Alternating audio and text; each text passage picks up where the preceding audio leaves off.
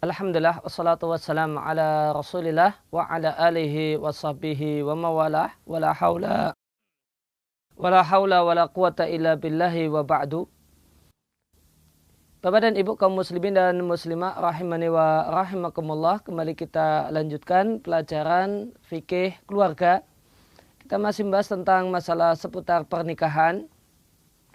Dalam kesempatan kali ini kita akan bahas satu kasus ketika ada seorang laki-laki yang menikahi tentu seorang perempuan, kemudian dia bercerai dengan istrinya, dan istrinya dalam masa iddah, kemudian dia nikah dengan adik istrinya.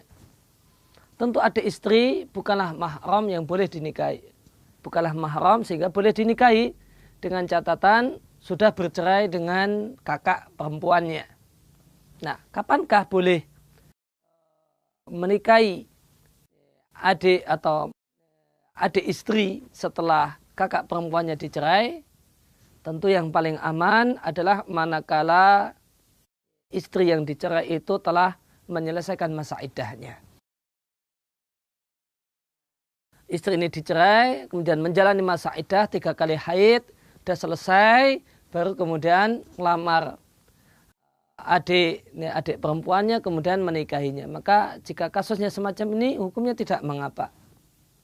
Dan gimana kalau kasusnya cerai dengan istri, kemudian istri masih dalam masa iddah 3 kali haid, kemudian dalam kondisi demikian sudah melamar adik perempuannya dan menikahinya, sahkah pernikahannya? Maka jawabannya ada di papan tulis, ada rincian. Maka perlu dilihat bagaimanakah kondisi iddah istri yang dicerai tadi. Maka ada 2 kemungkinan.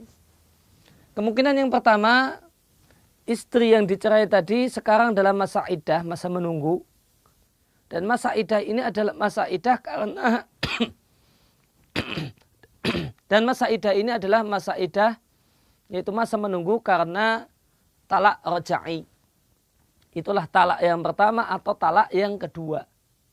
Jadi ini baru talak sekali atau anggap saja talak yang kedua.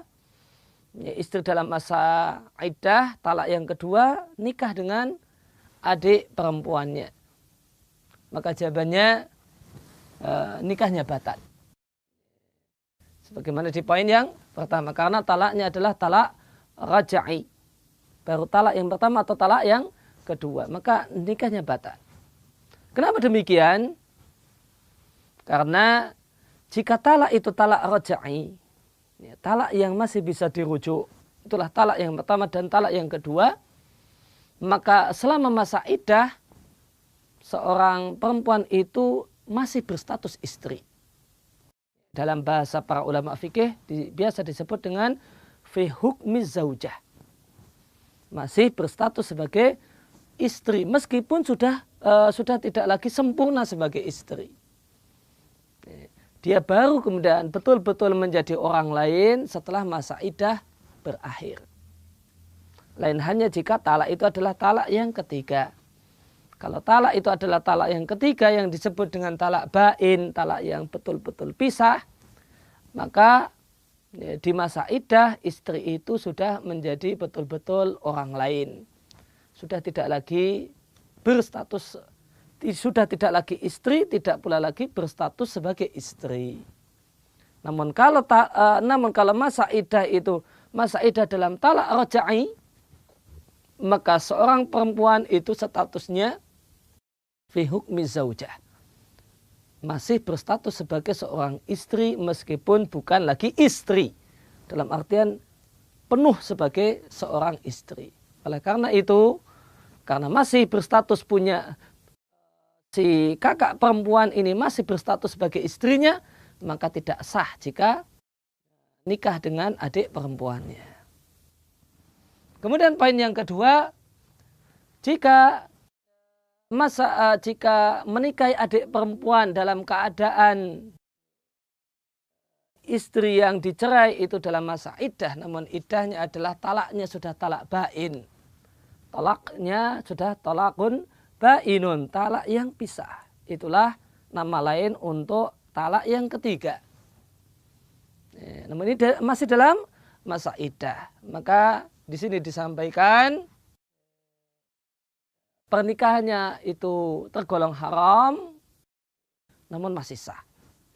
Tergolong haram, namun sah karena sudah jadi orang lain. Dengan jatuhnya talak yang ketiga, maka perempuan ini telah murni jadi orang lain. Bukan istri dan bukan berstatus sebagai istri. Sudah tidak lagi istri 100% ataupun kurang dari 100%. Sudah murni orang lain.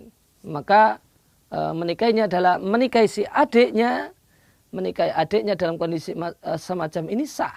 Namun ini perbuatan yang selayaknya tidak dilakukan. Seharusnya tidak dilakukan. Tunggu sampai betul-betul masa iddah berakhir. Barulah seandainya mau nikah dengan adik perempuannya, baru ketika itu menikah dengan adik perempuannya. Demikian pembahasan tentang masalah ini. Semoga yang sedikit yang kami sampaikan ini bisa bermanfaat untuk kaum muslimin sekalian.